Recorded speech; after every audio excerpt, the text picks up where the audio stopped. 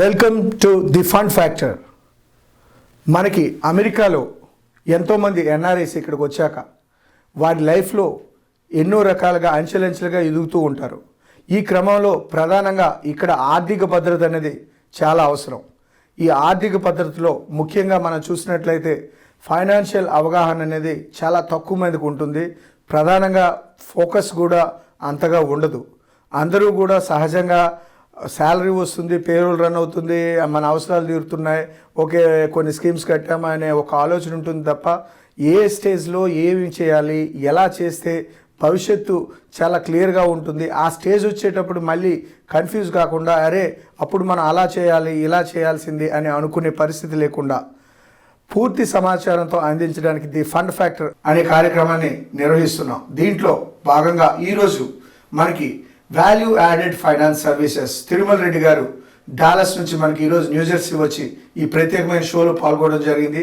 మన ప్రేక్షకుల కోసం అనేక విషయాల్ని ఆయన మాటలో ఈరోజు అందించుతున్నారు. వాల్యూ యాడెడ్ ఫైనాన్స్ సర్వీసెస్ కేవలం ఒక బిజినెస్గా కాకుండా నిజంగా ఇక్కడ ఉండేవారికి మనం ఎలా ఎడ్యుకేట్ చేయొచ్చు అనే కోణంలో ప్రధానంగా ఒక కస్టమర్ అనే కోణం కాకుండా ఒక సహజంగా మనం సొసైటీలో ఉన్న మన ఎన్ఆర్ఐస్కి మన వంతు మనం ఎలా సహాయపడగలం అనే ప్రధాన దృక్పథంతో ముందుకు వెళ్తున్నారు. సో దీంట్లో భాగంగా తిరుమల రెడ్డి గారు ఎన్నో కార్యక్రమాలు, ఎన్నో సోషల్ సర్వీసెస్, శంకర్ నేత్రాలయం లాంటి ఫౌండేషన్స్ కూడా ఆయన ఎంతగానో తోడ్పాటు అందిస్తూ ఎంతోమంది యువకుల్ని ఎంకరేజ్ చేస్తూ ముందుండి వెన్ను తట్టి అన్ని వేళలా కూడా నేనున్నా అని ఎంతోమందికి నిలబడుతూ ఆయన ఈ సర్వీసెస్ని మరింత ముందుకి తీసుకెళ్తున్నారు. సో ఈ క్రమంలో వాటికి సంబంధించిన విశేషాలు మనం ఆయన మాటలో తెలుసుకుందాం. Welcome to our studio Tirumala Reddy గారు. నమస్తే. Thanks to coming New Jersey our studio అండి. అసలు ఈ జర్నీ మీకు ఎక్కడ స్టార్ట్ అయింది యుఎస్ లో ప్రధానంగా? సో నేను 1998 నవంబర్లో అమెరికాకి వచ్చానండి. H1B వీసా మీద వచ్చాను. అది Y2K బూమ్ అనమాట. దట్ స్కిల్స్ నేర్చుకొని ఇంకా వచ్చామన్నమాట. సో దెన్ ఒక ప్రాజెక్ట్ అయిపోతానే దాన్ని పరిస్థితి మారిపోయింది అనమాట. తర్వాత మళ్ళీ డిఫరెంట్ సాఫ్ట్వేర్ స్కిల్స్ నేర్చుకొని జావా లాంటివి. అప్పుడు .com బూమ్ ఉండే. సో జాబ్ కూడా కొద్దిగా ఫాస్ట్గానే రావడము. సాలరీస్ కూడా అంటే ఈవెన్ ద కంట్రీకి వచ్చినప్పుడు $33,000 సాలరీతో వచ్చినప్పటికీ వితిన్ 2-3 yearsలోనే 100K సాలరీకి వెళ్ళింది. తర్వాత ఐటీలోనే ఆ భూమిలోనే రెసిషన్ వచ్చింది 2001 టైంలో. ఐ గాట్ లేడ్ ఆఫ్ అనమాట. That is mid of the green card process technically. So yeah, journey started with H1B visa and working visa. I came with my wife and we both are on H1B visa. And our relative Geeta Srikanth couple helped us to get us here in this country. They are from my wife's side, Dhatri cousins అనమాట. So అక్కడికి వచ్చిన తర్వాత basically jobs అనేది చాలా uncertainty ఉంటుంది. 2001లో I got laid off and then I had to travel coast to coast, San Francisco to Philadelphia. Almost 15 months అయింది. తర్వాత మళ్ళీ ఇక్కడికి మూవ్ కావడం జరిగింది ఈస్ట్ కోస్ట్కి. And then blessed with the twin boys in the 2004 and then the same year we got the green card and then applied for the citizenship in 2009. So between the 98 and 2009 job రిలేటెడ్గా దాదాపు 5 states నేను travel అంటే relocate కావాల్సి వచ్చింది. Started with Georgia, then Louisiana, California, Pennsylvania, New Jersey, then back to Dallas 2007 అనమాట. So life ఇక్కడ ఒక job మీదనే ఆధారపడడం అనేది అంత శ్రేయస్కరం కాదు అనిపించింది. ఒకసారి సిటిజన్షిప్ వచ్చిన తర్వాత అంటే స్టేటస్ ఇంప్రూవ్ అయిన తర్వాత I started my exploring the business opportunities. So I was the part of media, entertainment and film distribution, IT consulting, multiple businesses చేయడం జరిగింది అనమాట. సో 2009లో అంటే రేడియో కుష్ అని ఒక mobile app, online radio start చేసాము. దాన్ని పార్ట్ టైం జాబ్ చేసుకుంటూ అది చేయడం జరిగింది. ఎందుకంటే జాబ్ మీద డిపెండ్ కావడం సో మచ్ అన్సర్టనిటీ అనిపించింది. ఎందుకంటే 2009లో కూడా ల్యాప్ అయ్యాను నేను. ఆ జర్నీలో నేను నేర్చుకుంది ఏంటంటే ఇప్పుడు జనరేషన్ వేరు కానీ బట్ అప్పుడు మాకు స్టేటస్ ఇంప్రూవ్మెంట్ కోసము తర్వాత ఫస్ట్ కొద్ది సంవత్సరాలు మనకి ఇండియాలో కమిట్మెంట్స్ ఉంటాయి. పేరెంట్స్ కి కొంచెం ఫైనాన్షియల్ గా ఇచ్చేయాలన్నది బోత్ సైడ్స్ రైట్. దానివల్ల ధైర్యం ఉండేది కాదు ఏం చేసేది, కాస్త కూస్త సేవింగ్స్ ఉండేది, ఆ సేవింగ్స్ అటు పంపడం, అక్కడ కొన్ని ఆస్తులు కొనుక్కోవడము అట్లా జరిగేది అనమాట. బట్ ఒకసారి స్టేటస్ ఇంప్రూవ్ అయిన తర్వాత ఒక రకమైన ధైర్యం, ఓకే నేను జాబ్ మీద డిపెండ్ కానక్కర్లేదు, I can start doing that one అన్నది. సో రేడియో ఖుషి ఆన్లైన్ రేడియోతో స్టార్ట్ చేశాను. అదే టైంలో తెలుగులో మన డాలస్ ఏరియాలో మహిళా సంబరాలు అని 2012లో, తర్వాత అమెరికాలో పాడతా తీయగ కార్యక్రమాన్ని చాలా పెద్ద ఎత్తున జరిగింది. విశ్వప్రసాద్ గారు పీపుల్ మీడియా తీసుకున్నప్పుడు తను నా స్నేహితుడు కావడం వల్ల నాకు అవకాశం ఇచ్చారు. తిరుమల మీడియా ఎంటర్టైన్మెంట్ లో ఉన్నావు కదా, you can take care of the semifinals and finals 3 out of 4. So Houston Sugar Land ఆడిటోరియంలో అష్టలక్ష్మి అమ్మవారి టెంపుల్ దగ్గర పాడతా తీయగ జరిగింది. అప్పుడు నాకు కొంచెం సాన్నిధ్యం మన బాలసుబ్రహ్మణ్యం గారు వాళ్ళ టీంతో బాగా సాన్నిధ్యమైంది. 2014లో దేవిశ్రీ ప్రసాద్ గారితో కాంట్రాక్ట్ సైన్ చేయడం అయింది, USA tour. So 6 Telugu shows, ఒక తమిళ షో. దెన్ 2015లో డాక్టర్ మైలవరపు శ్రీనివాసరావు గారిని స్పిరిచువల్ డిస్కోర్సెస్ అలాగా చేస్తున్నాను. కానీ అవి అన్నీ కూడా ఒక మంచి అంటే ఒక నమ్మకాన్ని, ఓకే నువ్వు చేయగలవు అనే నమ్మకాన్ని కలిగించడం అండ్ ప్రత్యక్షంగా పరోక్షంగా కమ్యూనిటీ కూడా కొంచెం ఉపయోగపడుతుంది అనమాట అవన్నీ కూడా. సో దానివల్ల నాకు ఒక సాటిస్ఫాక్షన్ ఉండేది, okay I'm doing something towards the community. ఈ వాల్యూ యాడెడ్ ఫైనాన్స్ సర్వీస్ అనేది కంప్లీట్గా ఫైనాన్షియల్ సైడ్ వెళ్ళాలని, అంటే ఇవన్నీ చేస్తూ ఎంటర్టైన్మెంట్ చేస్తూ మళ్ళీ ఇది చేయాలని మీకు ఎలా అనిపించింది? ప్రత్యేకంగా దీనికి ఎలా బేసిక్ పడింది? సో వాల్యూ ఫైనాన్షియల్ సర్వీసెస్ అన్నమాట కంపెనీ పేరు. సో బేసిక్ గా నేను 2015లో నేను ఒక ఫ్యామిలీ దగ్గరికి యోగా మెడిటేషన్కి వెళ్ళామని వాళ్ళు చెప్పారు, తిరుమల నువ్వు కమ్యూనిటీలో అంటే నా మైండ్ సెట్ ఎట్లా అంటే దేవుడు ఇంత ఇస్తే ఇంత చేయాలనేది లేదు, ఇచ్చిన దాంట్లో నేను ఏం చేస్తున్నాను అనేది. You know even 10th class intermediate time నుంచి కూడా నాకు అది ఆలోచన ఉంది.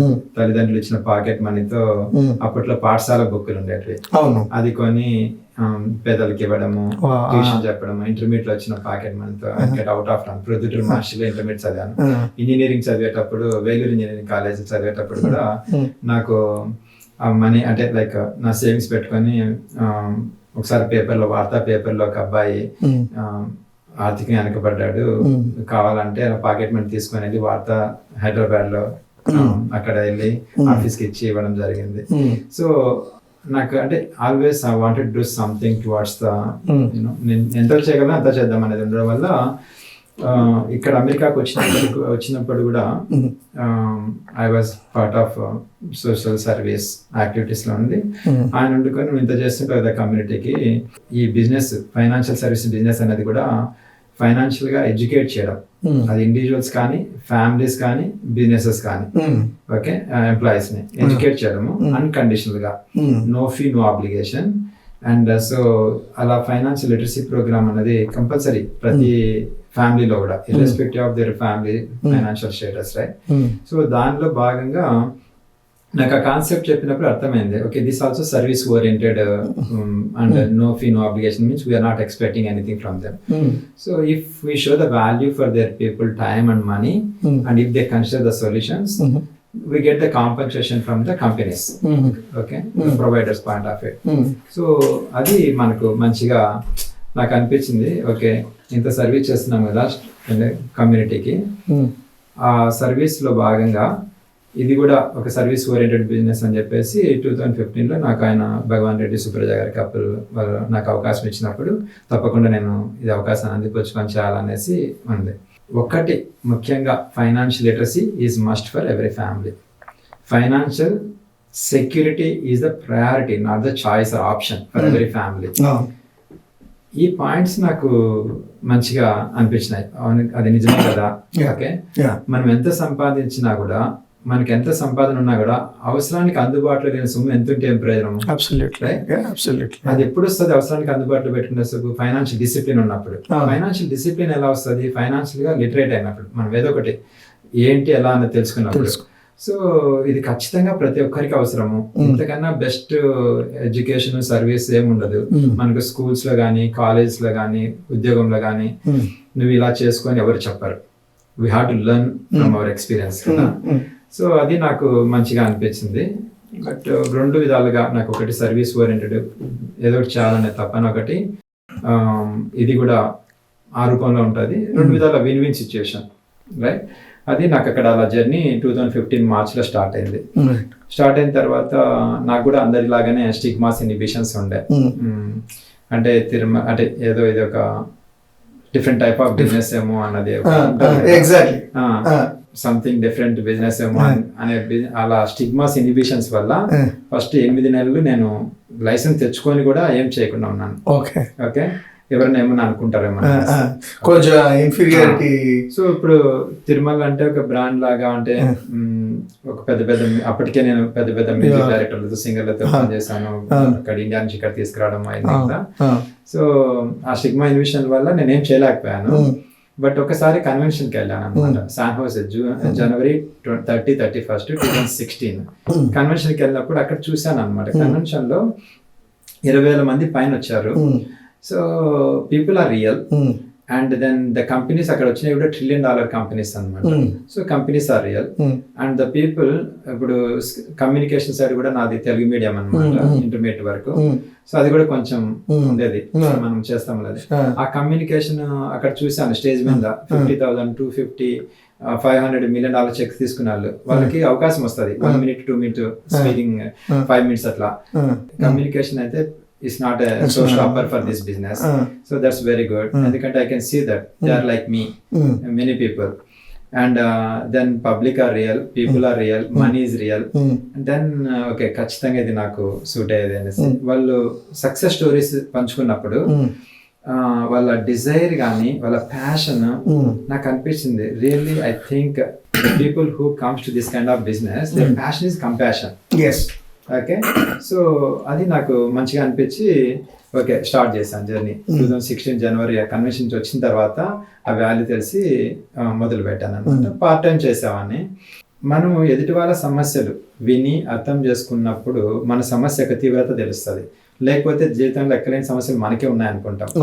సో ఈ ఫైనాన్షియల్ ఎడ్యుకేషన్లో ప్రతి కుటుంబంతో భార్యాభర్తలు కూర్చొని మాట్లాడేటప్పుడు వాళ్ళ సమస్యల గురించి విన్నప్పుడు మనకు ఒక అంటే yes we can help them అన్న ఇది వస్తుంది. ఎందుకంటే ఫైనాన్షియల్గా మనం వాళ్ళని ఎడ్యుకేట్ చేయడం వల్ల వాళ్ళని ఆ ఆర్థిక సమస్య నుంచి గట్టెక్కించవచ్చు.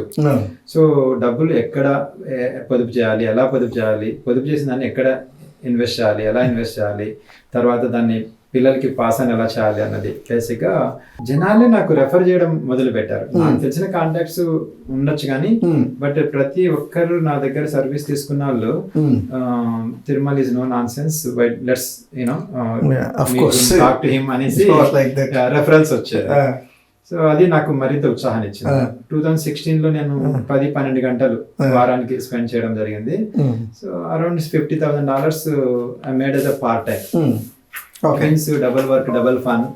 And so then okay, సహజంగా మీరు ఆదాయం క్షణం తిరిగిలేని పనులు చాలా చేస్తుంటాం. సో అవన్నీ కట్ చేసుకొని I increase the time, number of hours per week.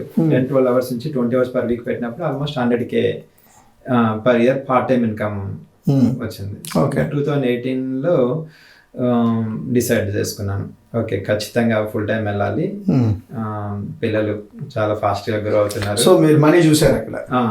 So the best thing part of that is I saw the money, I saw the satisfaction.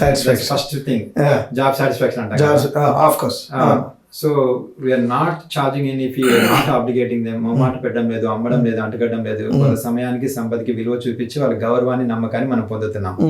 So అది చాలా సంతృప్తినిచ్చింది. ఇంకా మనీ అన్నది బై ప్రోడక్ట్ ఆటోమేటిక్ గా.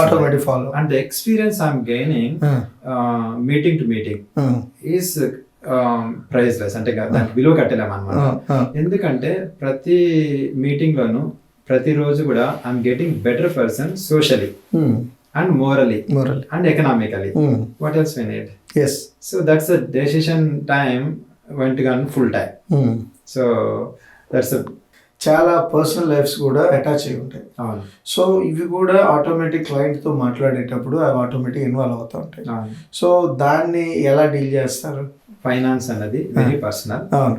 And more privacy absolutely. Yeah. And it attach with lot of emotions Exactly. అన్నది చాలా Emotions. Yeah. Yeah. So సహజంగా ఒక వ్యక్తి యొక్క గౌరవాన్ని నమ్మకాన్ని పొందకుండా మనం ఆ విషయాన్ని తెలుసుకోవాలి Express వాళ్ళ దగ్గర అవును, నుంచి. అవును. సో ఎదుటివారి గౌరవాన్ని నమ్మకాన్ని మనం పొందాలి అంటే మన మీద అంత ఇంత గౌరవం ఉండి వాళ్ళు మనకి అవకాశం ఇచ్చారు మాట్లాడేది. అవును. ఇప్పుడు మనం నెక్స్ట్ ఏంటంటే నమ్మకాన్ని పొందాలి. నమ్మకాన్ని పొందాలి అంటే వాళ్ళకు తెలిసిన విషయం కావచ్చు, తెలియని విషయం కావచ్చు, మనం అది గ్రహించి వాళ్ళ తెలియని విషయాన్ని మనం ఓకే ఖచ్చితంగా మనం తెలియజెప్పినప్పుడు ఆ నమ్మకం కుదురుతుంది. చాలా వరకు ఇప్పుడు మనకు వాళ్ళకి తెలిసిన విషయాలు మనకు తెలిసిండొచ్చు, వాళ్ళకి తెలియని విషయాలు మనకు తెలిసిండొచ్చు, రైట్? వాళ్ళకి తెలియని విషయాలు మనం తెలియజెప్పినప్పుడు ఆ నమ్మకం అనేది కుదురుతుంది. ఓకే, సో ఆ నమ్మకం కుదిరినాక వాళ్ళు ఓపెన్ అప్ అవుతారు. ఓపెన్ అప్ అయ్యి చెప్తారు అనమాట, ఇది తిరుమల పరిస్థితి, ఇది ఇలా కావాలనేసి. దానికి తోడు సహజంగా మార్కెట్లో మనం మార్కెట్ చేసుకొని తీసుకొచ్చి ఉండేదానికి రెఫరల్ ద్వారా వచ్చేదానికి కూడా చాలా వ్యత్యాసం ఉంటుంది. రెఫరల్ ద్వారా వచ్చిందంటే ఇప్పుడు సింహ రెఫర్ చేశారు అంటే ఖచ్చితంగా ఆ ఎదుటి వ్యక్తికి మీ మీద నా గౌరవ నమ్మకంతో నాకు రెఫర్ చేశారు, అది కూడా మంచి అంటే పునాది అని చెప్పచ్చు. ఎందుకంటే కమ్యూనిటీలో ఇప్పుడు మన మెయిన్ కోర్ సబ్జెక్ట్ లోకి వెళ్తే స్టేజ్ బైగా మనం మాట్లాడినట్లయితే అంటే మిక్సప్ చేస్తే ఒక ట్రాక్ ఉండదు. సో స్టెప్ బై స్టెప్ వెళ్దాం. ఫస్ట్ ఇక్కడ ఒక యుఎస్కి వచ్చే ఒక స్టూడెంట్ దశ నుంచి లేదా H1 దశలో ఈ రెండు దశల్లో ప్రారంభించడం జరుగుతుంది. సో ఈ స్టేజ్ లో ప్రధానంగా మిస్ అయ్యేవేంటి, యాక్చువల్ చేయాల్సినవేంటి? సో మీకున్న ఎక్స్పీరియన్స్ బట్టి అంటే చాలా మంది ఆ స్టేజ్ లో నిజానికి చేస్తే తక్కువ కాస్ట్ ఎక్కువ ఎఫిషియన్సీ అనేది యాడ్ అవుతుంది. Correct. But most of the people ఆ టైంలో థింక్ చేయరు because of the age factor. So దీన్ని అధిగమించటం వల్ల వాళ్ళ గైడ్ చేయటం వల్ల అంటే వాళ్ళకు కూడా ఆలోచన ఎడ్యుకేషన్ కావాలి ఫస్ట్. సో వాళ్ళకి ఎలా ఎడ్యుకేషన్ కల్పించవచ్చు, సో ఈ పరిస్థితుల నుంచి వాళ్ళు చేస్తే ఎంత డిఫరెన్స్ వస్తుంది స్టూడెంట్స్ పరిస్థితి? ఫస్ట్ చాలా డిఫరెన్స్ వస్తుంది. చాలా మంచి question, very very powerful question అని చెప్పాలి. నేను ఇంటర్వ్యూ చేస్తుంటాను కదా, వెరీ పవర్ఫుల్ క్వశ్చన్. ఏంటంటే రెండు రకాలుగా ఇక్కడికి సహజంగా వస్తాం. అంటే మూడు రకాలు అనుకోండి. ఒకటి ఉద్యోగం రీత్యా, చదువుల పరంగా, తర్వాత వ్యాపార పరంగా. సో B1 మీద వచ్చేవాళ్ళు తర్వాత అంటారు. అయితే B1 మీద వచ్చేవాళ్ళు, వ్యాపార పరంగా వచ్చేవాళ్ళు తాత్కాలిక వాళ్ళ పని చూసుకొని వాళ్ళు వెళ్ళిపోతారు. Okay, number 1. ఉద్యోగ పరంగా వచ్చే వాళ్ళు H1 వీసా కావచ్చు, L1 వీసా మీద కావచ్చు, వాళ్ళు వాళ్ళ మైండ్ సెట్ డిఫరెంట్ ఉంటుంది. వ్యాపార పరంగా ఉద్యోగ పరంగా కాకుండా చదువుల కోసం వస్తారు పిల్లలు, మన మేనకోడళ్ళు మేనల్లుళ్ళు, రైట్? చదువు పరంగా వచ్చే వాళ్ళ ఆలోచన ధోరణి వేరే ఉంటది. సో మనం చదువు పరంగా వచ్చే వాళ్ళు చూద్దాం ఫస్ట్, ఎడ్యుకేషన్ పరంగా, ఎందుకంటే ఎక్కువ మిస్టేక్స్ అక్కడ జరుగుతున్నాయి. ఒక ఎడ్యుకేషన్ పరంగా ఇక్కడికి వచ్చినప్పుడు, అంటే స్టడీస్కి వచ్చినప్పుడు ఎంతసేపు వాళ్ళు ఎలా ఆలోచిస్తారంటే అది పర్సనల్గా లోన్ తీసుకొని వస్తారు, డబ్బులు, రైట్? తల్లిదండ్రులు లోన్ ఇప్పించి ఇవ్వడమో లేకుంటే బ్యాంకులైనా తీసుకోవడం వస్తారు. అలా వచ్చినప్పుడు ఏం చేస్తారంటే ఇక్కడ రాగానే always they look for the part time. Okay, ఉద్యోగం అంటే చదువుతుంటారు, బట్ సహజంగా నేను గమనించింది, ఇప్పుడు నేను ఉద్యోగ పరంగా వచ్చాను కాబట్టి చదువు పరంగా వచ్చిన దాని గురించి నేను గమనించిందే చెప్పగలను, పర్సనల్ ఎక్స్పీరియన్స్ కాకుండా. ప్రత్యామ్నాయంలో అంటే లైక్ లెట్స్ సే చదువుకుంటున్నాను, ఇంత ఖర్చు అవుతుంది, దాని ఖర్చుకు సరిపోయిన డబ్బులు సంపాదించాలి, తల్లిదండ్రులకు కానీ భారం ఉండకూడదు, తర్వాత అదే సమయంలో మనం లోన్ కూడా తొందరగా క్లియర్ చేయాలనే ఇదే ఆలోచన ఉంటుంది. అది ఆ ప్రెషర్ ఒకటి ఉంటుంది. ఇంకొకటి ఏంటంటే చాలా మంది రాగానే పార్ట్ టైం జాబ్ చూసుకొని అది వాళ్ళంతా ఇంత సంపాదిస్తున్నారు, వాళ్ళ లోన్ పే చేస్తున్నారు, ఇంటికి ఇంత పంపిస్తున్నారు, సోషల్ ప్రెషర్ కూడా దానివల్ల ఏమవుతుందంటే చాలా మంది వాళ్ళకి తెలుసో తెలియకో దాంట్లో పడి, సో చదువుపరంగా అయితే మన వాళ్ళు చాలా స్ట్రాంగ్, అంటే లైక్ 2 years కోర్స్ ని 1 year 1.5 year మాక్సిమం కొట్టి పడేస్తారు. అది ఆ నమ్మకం కూడా ఒకటి దీనికి కావచ్చు అనమాట. నేనేమంటా అంటే వాళ్ళు ఒకసారి అదే తర్వాత తొందరగా ఫినిష్ చేసినాక ఒకటి EAD వస్తుంది, తర్వాత EAD వచ్చేంత వరకు వాళ్ళకు ఒక SSN రావాలి వర్క్ చేయాలంటే, తర్వాత కొంతమందికి చదివినప్పుడే వస్తుంది అనమాట ప్రొఫెసర్. అక్కడ తీసుకోవాల్సిన జాగ్రత్తలు ఏంటంటే మనం ఎక్కడ పని చేస్తున్నాము, అనేది ఒకటి తెలుసుకోవాలి. సహజంగా మనం చూస్తున్నాం గ్యాస్ స్టేషన్ లో ఆడేట్ చేసి గన్ షాట్ అని చూసాం, చాలా బాధ అవుతుంది రైట్. ఇప్పుడు నిజంగా అది అవసరమా? అంటే మీరు వచ్చిన పని ఏంటి? చదువు పూర్తి చేసుకొని దాని ద్వారా ఉద్యోగం తెచ్చుకొని చేయాలన్నది. బట్ పార్ట్ టైం ఇన్కమ్ అన్నది you have to give the second priority. కానీ ప్రయారిటైజ్ రివర్స్ అయిపోతుంది. సో నేనేమంటానంటే మీరు మనం వచ్చిన పని ప్రయారిటైజ్ చేసుకొని అది చేసుకుంటూ దాని మీద ఎక్కువ ప్యానిక్ కాకుండా ఏదో సంపాదించాలి, అప్పులు తీర్చాలి, తర్వాత తల్లిదండ్రులు బాధ, అది డెఫినెట్ గా ఏదో రోజు తీరుస్తాం. Just it's matter of 1 year time 1.5 years. దానికోసం తొందరపడి ఎక్కడంటే అక్కడ ఓకే ఇప్పుడు వెళ్ళి అక్కడ లేని సమస్యలు కొని తెచ్చిపెట్టుకొని మీ ఆరోగ్యం పాడు చేసుకోకండి. ఆరోగ్యం దెబ్బతిన్న వాళ్ళు కూడా ఉన్నారు, చూస్తున్నాం పిల్లలు ఇప్పుడు. అంతే కదా, మన పిల్లలు మన మేనగోడలు మేనలు లెక్క. సో అది నేను వాళ్ళకు ఇచ్చే గమనిక. Focus on your study, get that done in the timely manner. At the same time okay focus build the relationship and trust with the people. Local గా ఉన్న వాళ్ళతో కమ్యూనికేషన్ లో ఉండి ఓకే మేము ఇక్కడికి వచ్చాం, ఓకే నేను ఇది చదువుతున్నాను, నాకు ఈ టైంకి నేను పూర్తి చేయాలనుకుంటున్నాను, నాకు ఈ సమయంలో ఉద్యోగపరంగా అవసరం అవుతుంది. సో దాని పరంగా మీరు గైడెన్స్ ఇవ్వండి. అంటే గైడెన్స్ తీసుకొని రిలవెంట్ ఏరియాలో ట్రైనింగ్లు సర్టిఫికేట్లు చేసుకుంటే that is more productive then ఇవన్నీ చిన్నవి గంటకు $10 $8 నథింగ్. అది జాబ్ ఈజీ కూడా అవుతుంది. ఇప్పుడు సర్టిఫికేట్ తీసుకోవడం అంటే ఏంటి? ఫండమెంటల్ గా స్ట్రాంగ్ ఎక్స్పీరియన్స్ కొంచెం అటు ఇటు ఉన్నా సరే సర్టిఫికేట్ ఉంది, ఈ క్యాండిడేట్ ఇవన్నీ రిలవెంట్ కోర్స్ చేశాడన్నప్పుడు ప్రొఫైల్ చూసినప్పుడే అర్థమవుతుంది వాళ్ళకి, ఎలాగైనా వచ్చేస్తుంది.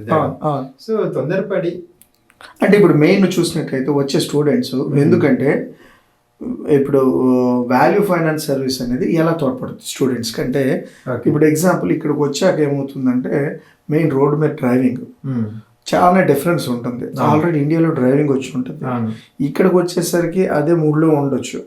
బట్ ఇక్కడ స్పీడు, ఇక్కడ రూల్స్ ఇవి వచ్చేసరికి వెంటనే వాళ్ళు అలవాటు పడడానికి సమయం పట్టవచ్చు. ఈ క్రమంలో ఎన్నో యాక్సిడెంట్స్ చూస్తాం జస్ట్ లైక్ దట్. అలాంటి వాళ్ళు కూడా ఇప్పుడు కొన్ని ఇన్సూరెన్సెస్ అనేవి సహజంగా చాలా అవసరం. వచ్చిన వెంటనే ఎలా అయితే ఇక్కడ హెల్త్ ఇన్సూరెన్స్ అనేది మ్యాండేట్ కాలేజ్లో ఉంటుందో, ఇది మ్యాండేట్ కానప్పటికి కూడా ప్రమాదం అయ్యేటప్పుడు మనం తరచూ చూస్తూ ఉంటాం. బాడీని షిఫ్ట్ చేయడానికి లేదా పంపించడానికి కోసం మనం చాలా ఫండ్ రైజింగ్ ప్రోగ్రామ్స్, ఆర్గనైజేషన్స్ ముందుకు వచ్చి చేస్తూ ఉంటాయి.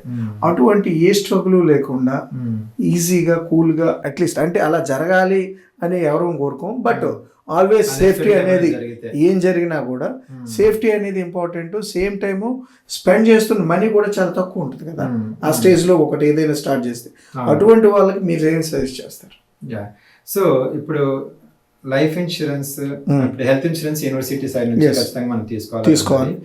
లైఫ్ ఇన్సూరెన్స్ అనేది నేనేం చెప్తానంటే, ఇప్పుడు ఇక్కడ insurance corporation based on my 10 years experience in this industry in USA, ఇక్కడ లైఫ్ ఇన్సూరెన్స్ రావాలి అంటే టర్మ్ ఇన్సూరెన్స్ లాంటిది అఫోర్డబుల్, వెరీ చీప్, 21 years అంటే మినిమం ఉండాలి. సహజంగా ఇక్కడికి వచ్చే వాళ్ళందరూ 21 లాగానే ఉంటారు, అది సమస్య.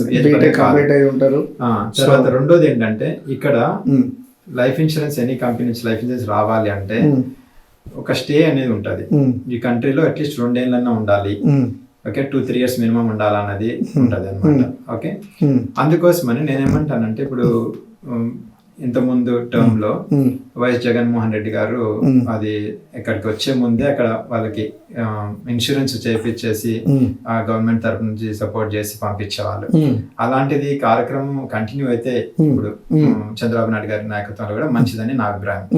ఎందుకంటే ఇప్పుడు జరిగితే అక్కడ తల్లిదండ్రులు ఇక్కడ నుంచి ఫండ్ మళ్ళీ రైజ్ చేసి ఆర్గనైజేషన్స్, ఒకవేళ అది ఏమైనా సరిగ్గా వీళ్ళు కనెక్ట్ కాలేకపోతే చాలా ఇబ్బంది పడుతుంటాం, చూస్తుంటాం. ట్రూ. అందుకోసమే నేనేమంటానంటే, ఒకటి ఇక్కడికి వచ్చే ముందు లైఫ్ ఇన్సూరెన్స్ నిర్లక్ష్యం చేయకుండా అది తీసుకొని రావడం ఒకటి. ఒక 1-2 years లో మీరు ఇక్కడ ఇన్కమ్ సెక్యూర్ చేసుకుంటున్నారు అంటే, like you're just settling down ఇది అన్నప్పుడు first thing foremost thing life insurance తీసుకోమని చెప్తాను మీరు క్వాలిఫై కాగానే ఇక్కడ. ఎందుకంటే అన్ఎక్స్పెక్టెడ్ ఈవెంట్, ఇప్పుడు left hand drive, right hand drive చూస్తున్నాము, మనం ప్రమాదం ఏ రూపంలో వస్తుందో తెలియదు. సో అది ముఖ్యంగా అలాంటి జాగ్రత్తలు తీసుకోవాలి. Yeah. ఓకే, అక్కడ నుంచి తీసుకోవడం. దెన్ ఒకసారి మీరు 2 years 3 years టర్మ్ అయిపోయింది, just have the first that one, because protection అనేది చాలా ఇంపార్టెంట్ లైఫ్ లో.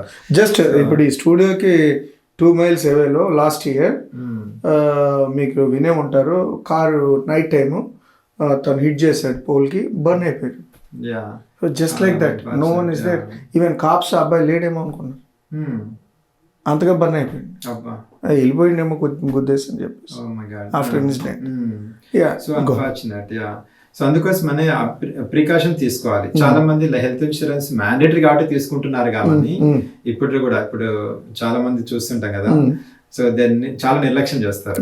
రైట్, అది నిర్లక్ష్యం చేయకూడదు. లైఫ్ ఇన్సూరెన్స్ అనేది very very important for it doesn't matter how old you are, but you are responsible. Yes, you are responsible son or daughter, responsible wife and husband, and responsible parent. ఇవి దృష్టిలో పెట్టుకొని అది ఖచ్చితంగా protection అన్నది చాలా important. GoFundMe work చేసేది ఒకప్పుడు. అంటే ఇప్పుడు ఇది ఎలా ఉంటుంది, 2 years అనేది స్టేట్ వైజ్ రూల్ ఉంటుందా? ఇప్పుడు కామన్ గా ఇన్సూరెన్స్ కంపెనీస్ వాళ్ళు ఏం ఎక్స్పెక్ట్ చేస్తారంటే మినిమం 2 years ఈ కంట్రీలో ఉంటే మేము ఇన్సూరెన్స్ ఇస్తాము అనేది. ఇప్పుడు ఇంకా అది F1 కావచ్చు, J1 కావచ్చు, ఇంకా వేరే వీసా అయినా సరే. అంటే 2 years ఆల్రెడీ ఉండాలా లేదా పర్మిట్ 2 years పైన ఉండాలా? 2 years